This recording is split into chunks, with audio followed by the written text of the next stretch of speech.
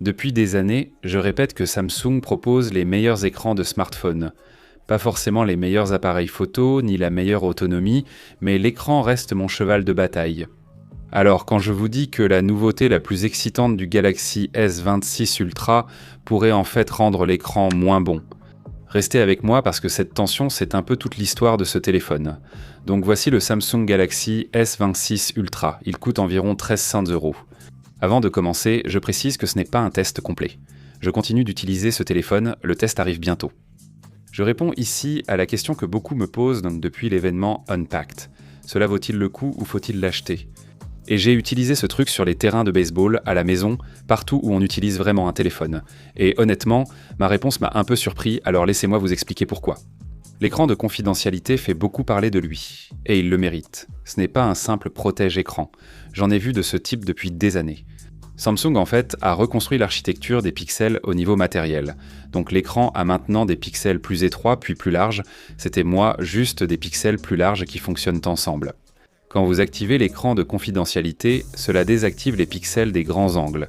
Et de face, l'écran reste normal. Dès que quelqu'un essaie de regarder de côté, il ne voit que du gris, du sombre ou du noir, rien du tout. Cela le rend vraiment utile, et je précise que ce n'est pas seulement une démo sympa. Ces contrôles sont si précis qu'une fois activés, on n'y pense plus. Vous pouvez les activer en continu, par application, ou seulement pour les notifications. Donc quand vos messages s'affichent, personne ne pourra les voir. Dans un avion, un train, une voiture, partout.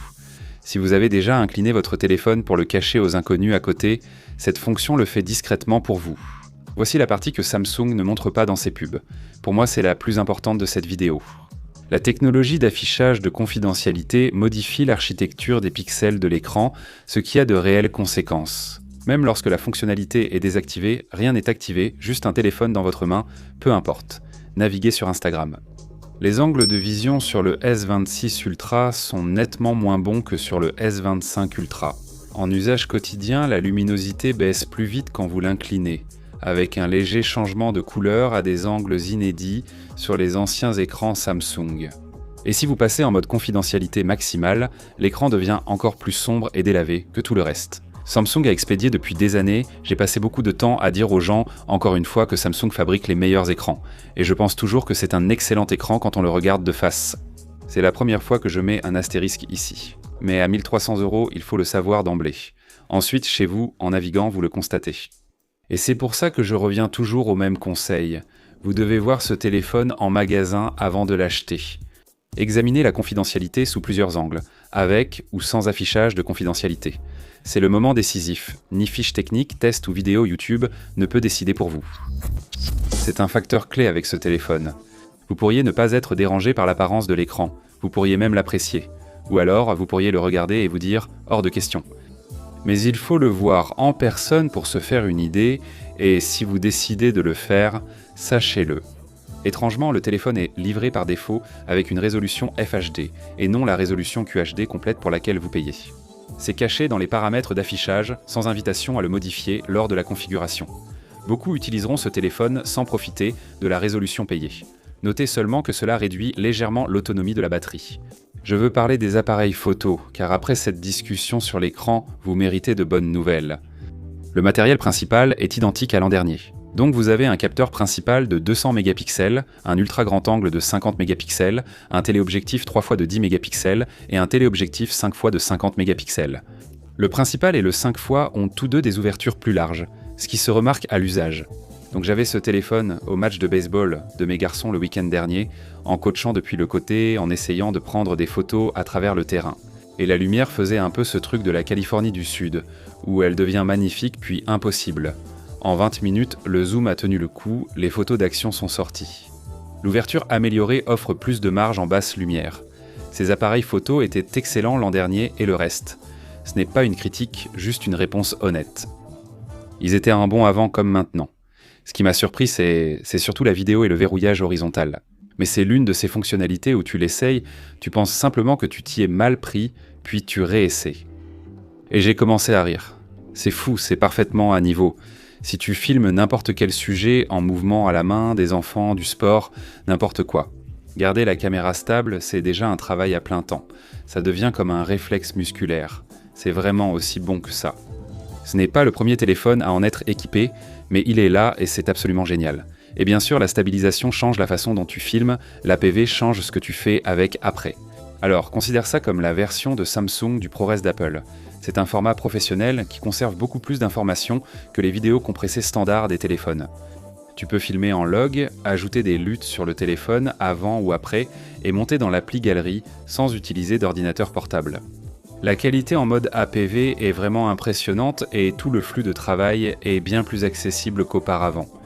Il faut aussi signaler le retour à l'aluminium plutôt qu'au titane, considéré par beaucoup, moi inclus, comme une régression. Toutefois, cela améliore la gestion de la chaleur lors d'un enregistrement APV prolongé sans affecter les performances. Donc ce qui semble être une économie de la part de Samsung fait en réalité un vrai travail en coulisses. Il ne faut juste pas parler de la durabilité. La batterie est solide. La capacité de 5000 mAh n'a pas changé depuis, je crois, le S20 Ultra, donc 6 générations, 10 mAh, ce qui est déjà quelque chose. Mais la nouvelle puce est suffisamment efficace pour qu'une journée complète ne soit pas un problème. La charge passe à 60 watts et atteint environ 75% en à peu près 30 minutes, ce qui est utile si vous êtes pressé de sortir.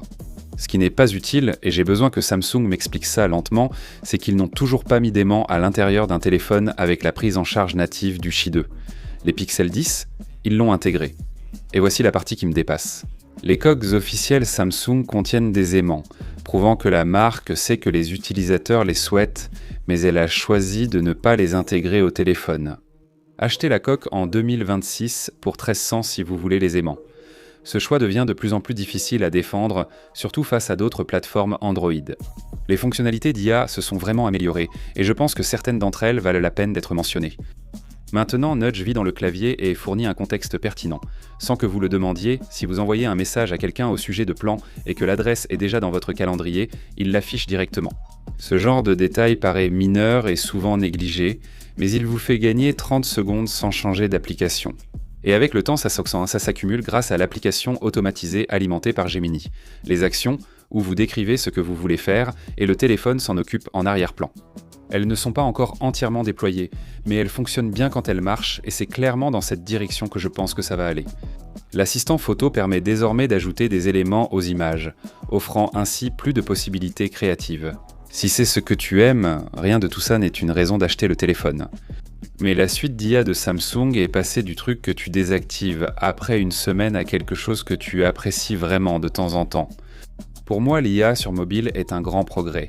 En conclusion, le S26 Ultra vaut le coup, surtout si tu viens d'un S23 Ultra ou d'un modèle plus ancien. Les appareils photo sont excellents.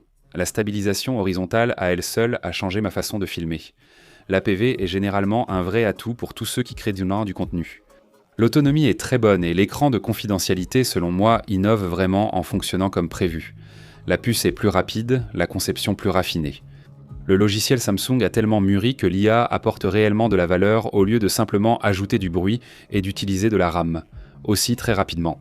Pour la couleur, il s'agit du violet cobalt. Ramal l'a appelé violet Thanos, ce qui était absolument parfait.